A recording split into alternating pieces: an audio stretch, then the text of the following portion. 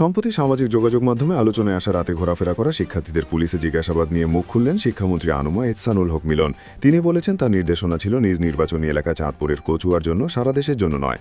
বুধবার 25 ফেব্রুয়ারি সচিবালয়ে এক সংবাদ সম্মেলনে শিক্ষামন্ত্রীর কাছে এই বিষয়ে প্রশ্ন তোলা হয়। এ সময় প্রতিমন্ত্রী ববি হাজ্জাজ উপস্থিত ছিলেন।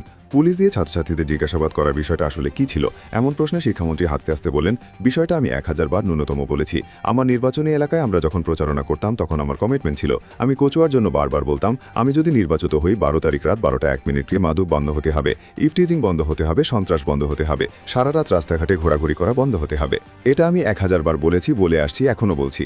এটা আমার কচুয়া কেন্দ্রিক। তিনি আরও বলেন, আমি মন্ত্রী হওয়ার পরে আমার প্রশাসনকে কচুয়া উপজেলায় ডেকে বলেছি, ওসি সাহেব এটা তো সাংবিধানিকভাবে ঠিক নয়, তবে কচুয়ার অভিভাবকদের নিয়ে তাদের সন্তানরা রাতে ঘোরাঘুরি করলে তাদেরকে জিজ্ঞাসা করবেন এবং অভিভাবকদের বলবেন। এটা আমার নির্বাচনী এলাকার কমিটমেন্ট। সারা বাংলাদেশে কিভাবে সেই ঘোষণাটা আমি শিক্ষা মন্ত্রণালয় থেকে দেব? এটা শিক্ষা মন্ত্রণালয় বা শিক্ষামন্ত্রী হিসেবে ঘোষণা নয়, এটা আমার এমপি হিসেবে নির্বাচনী এলাকার কমিটমেন্ট কচুয়ার জন্য। সেই ক্ষেত্রে আমি এটা কোনো ন্যাশনাল কমিটমেন্ট বা ফর প্রেস কনফারেন্স এমন কিছু বলিনি।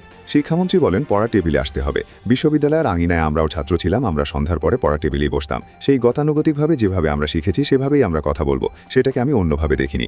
আপনি কি নৈতিক শিক্ষার উপর জোর দিতে চাচ্ছেন? এমন প্রশ্নে তিনি বলেন, অবশ্যই। আমরা একদম গ্রেড 1 থেকে নৈতিক শিক্ষা, ধর্মীয় অনুভূতি, সামাজিক শিক্ষা, সব শিক্ষাকে একত্রে প্যাকেজ করে নিয়ে যেতে চাই। কারণ হঠাৎ করে আমরা টারশিয়ারি লেভেলে পরিবর্তন আনলে এই জাতি এবং শিক্ষা ব্যবস্থা পরিবর্তন হবে না। একদম প্রাইমারি লেভেল থেকে আমাদের শুরু করতে হবে।